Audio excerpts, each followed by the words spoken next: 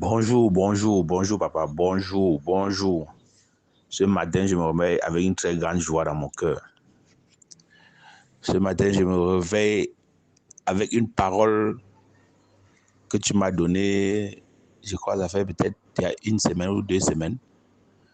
Ne promène pas les regards inquiets car le Seigneur a les yeux fixés sur toi. Et l'autre jour à la maison, tu m'as encore dit, est-ce que tu as maintenant la certitude que Dieu a les regards fixés sur toi? Et je t'ai répondu oui. Ce matin aussi encore, je me suis réveillé avec un très grand témoignage dans ma vie et que en me réveillant, je me suis réveillé avec une joie et une assurance complète dans mon cœur.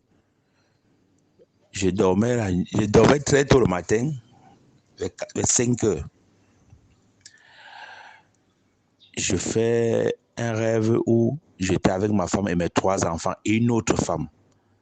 Nous étions sur la falaise de Tchang. On descendait la falaise parce qu'à la falaise de Tchang, les voitures descendent doucement. On descendait la falaise de Tchang et c'est la dame qui conduisait.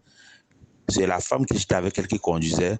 Ma femme et mes enfants, nous étions juste à bord et c'était une voiture décapotable dont le dessus était ouvert. Nous étions en train de descendre la colline doucement. On a traversé un monsieur qui avait 2 bâtons, les gens de bâtons qu'on vend sur la route de Yaoundé, les gros bâtons là à la main.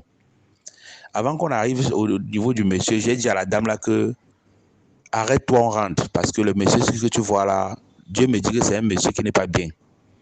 Soit on rentre, soit file, on le traverse. Ne ralentis pas, même comme il faut qu'on ralentisse sur la falaise, toi file. Soit on retourne, on tourne la voiture, on rentre. Elle a dit non, il n'y a pas de problème. J'ai dit qu'il faut rentrer. Elle dit que non. Elle a foncé, elle continue à rouler. Elle a débordé le monsieur avec les 2 bâtons de bobolo à la main. On est arrivé à un niveau devant, on a encore trouvé un autre homme. Je lui ai dit que, comme je t'ai dit là, le monsieur qu'on a laissé derrière là et le monsieur que tu vois devant nous, qu'on veut déborder encore là, ils sont de même mèche.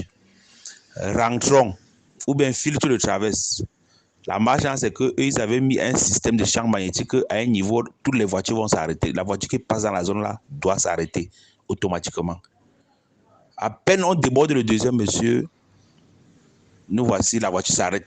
La dame accélère, ça ne file plus, ça reste sur place. Le monsieur qui avait les 2 bâtons derrière, donc court en venant, et celui-là qui était à côté de nous, chacun sort les machettes. Du coup, il nous kidnappe. Il partait dans une forêt avec nous, avec nos enfants, et avec mes enfants et ma femme, dans une maison en planche, qui avait un salon et une chambre. Ils ont laissé les 2 dames, ma femme et la femme qui nous conduisait, et mes enfants au salon. Moi, ils m'ont conduit dans la chambre. Un est resté avec moi pour me surveiller, l'autre est resté avec les autres. Celui qui était avec moi menaçait, depuis ne faisait que lancer les coups de machette pour couper mes pieds. Il voulait commencer. Bon, il était question qu'il me découpe en petits morceaux pour mettre dans le sac. Il lance la machette pour couper le pied, je ne faisais qu'esquiver en disant, s'il te plaît, pardon, ne nous tue pas. Comme tu vois les choses comme ça avec toute ma famille, et si tu nous tues pour nous, va s'arrêter ici, là, comme ça, là. Il dit que je n'ai rien à cirer de ce que tu me dis. Il ne fait que lancer la machette, j'esquive en le suppliant, Celui donc qui gardait les femmes et les enfants au salon dit que, mais tu joues toi avec lui.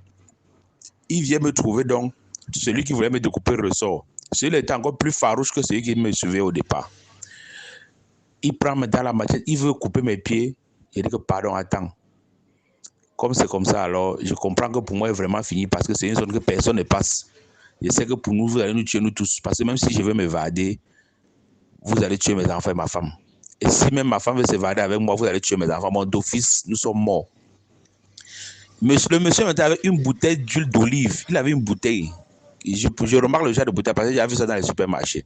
Il avait une bouteille d'huile d'olive à la main. Et je lui ai demandé, pardon, verse-moi l'huile sur ma main droite là. Je vais prier avant que tu ne me tues une fois et tu tues ma famille comme tu veux bien le faire.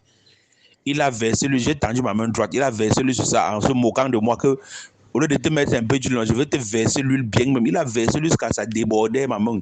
Il a versé ça débordait. Quand il a fini de se moquer de moi en versant lui sur ma main, j'ai pris lui de ma main droite, j'ai essuyé sur la main. Bon, j'ai frotté mes 2 mains avec. Je me suis mis à genoux, j'ai frotté aussi l'huile sur ma face. Il était là devant moi, il se moquait de moi. J'étais en train de prier, j'ai dit Seigneur, bon, je connais quand même que tu avais dit à ton serviteur que tu as les regards fixés sur moi et que je ne pouvais même pas les regards inquiets. Bon, c'est pour dire que là où je suis, alors maintenant, ma papa est fini alors avec ma famille ou comment? Bon, dans tous les cas, c'est toi qui décides de tout. Je connais que ma vie s'arrête ici. Je connais que la vie de mes enfants s'arrête ici.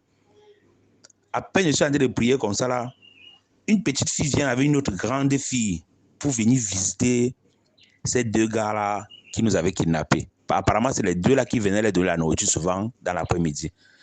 Parmi les deux petites filles qui arrivent, il y a une petite fille qui était parce qu'elle n'est plus là, qui était notre voisine ici à Douala. Elle remarque dans ma femme, parce que moi j'étais dans la chambre longue là-bas avec elle. Elle remarque dans ma femme au salon, elle dit que mais tata, tu fais quoi ici? Ma femme dit qu'on nous a kidnappés. Le monsieur là qui était au salon, qui suivait madame et les autres, et mes enfants, dit que tu connais la dame, c'est où?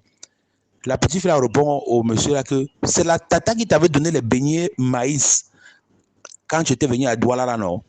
C'est elle qui t'avait donné les beignets maïs. Le monsieur là a dit ouais, pardon maman, excuse-moi, ouais, pardon, libère son mari, pardon.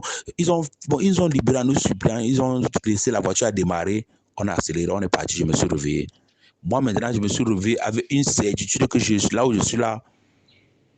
Je ne sais pas, je ne sais plus ce qui peut trop m'ébranler.